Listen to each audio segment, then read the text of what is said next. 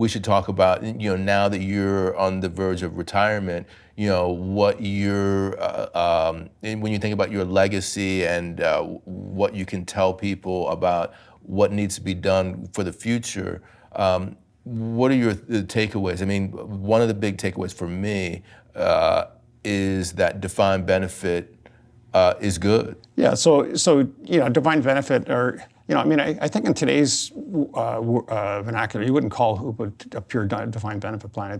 It's pretty a target benefit plan. And tell me what's the difference between those two? So the difference is, if we our objective is to meet that pension obligation to the member, and that's very much ingrained in our DNA and in the organization.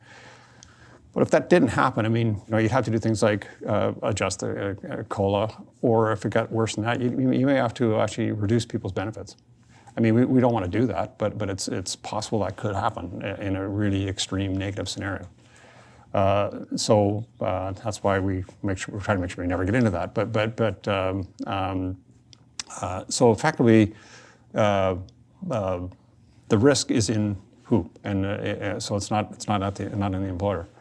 So that model actually, I think, is one that could work going forward for employers. So it gets around accounting issues. So it becomes acceptable to employers. So you can create something that looks a lot like a defined benefit plan, which is way better than, for most people are way better off in that type of structure than trying to do it on their own.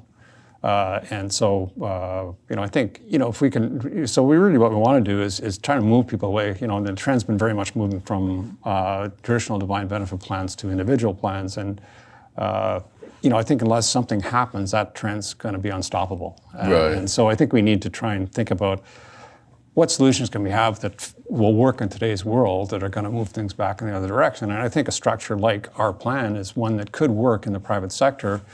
If you had the right public policy that allows that to happen. Right. Some people, they don't have any access to target or defined benefit plans. So the question is what can public policy do for them?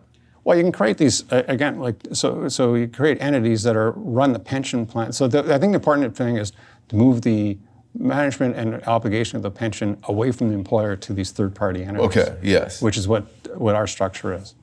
And so if you look at Australia, that's effectively what they've done. So in Australia, all Australians have to be in a pension plan. Their structure is defined contribution. But I think you could take it one step further and make it look like our plan. And those entities are set up away from the employer. So each state has one. So there's a Victoria state plan, there's a New South Wales plan. So each state has one. Plus you can choose a private solution if you want to. And so there's a bunch of industry funds set up, and so you have to be in a fund. You pick the one you want to be in, and right. So a portion of your paycheck every month goes into that fund, and the employer, in some cases matches, in some cases doesn't. But then it becomes pretty portable. Wherever you work, you can stay in that fund. Right. So portability is another drawback right. in the current world to the traditional corporate DB plan, because people don't tend to stay in the same job their entire life, which used to be true, and so portability is an important factor as well. So having these third-party entities that are separate from the corporation alleviates that issue. The other issue that alleviates is that the life of the pension plan is very long. So if it continues to roll forward, it's almost infinite. So we have liabilities current liabilities that go out 70, 80 years. Very few corporations survive 70, 80 years. So there's a mismatch between the life of the plan and the life of the corporation too. So it's the traditional sort of idea that the corporation sponsors the plan doesn't work very well in today's world. So again, there's a bunch of things that I think our model deals with that are challenges in the current environment. So. And can you talk to the generational issue that is what I would call baby boomers who are retiring now, Gen X, people like myself, and millennials who are coming, the types of things that you're talking about, who would benefit from them the most, and how do you deal with those different generations in terms of what they can expect to achieve? Yeah, I mean, I think it's probably late to deal with the baby boom generation because the baby boom generation is people like me that are entering retirement. Right. And so, you know, if you haven't dealt with it, you should have dealt with it 20 or 30 years ago, but it's kind of too late for that. But, you know, I mean, it's like the expression, when's the best time to plant a tree is 25 years ago, but the next best time is today. Right? Right. So, you know, I mean, you can take the learnings from today and apply them to the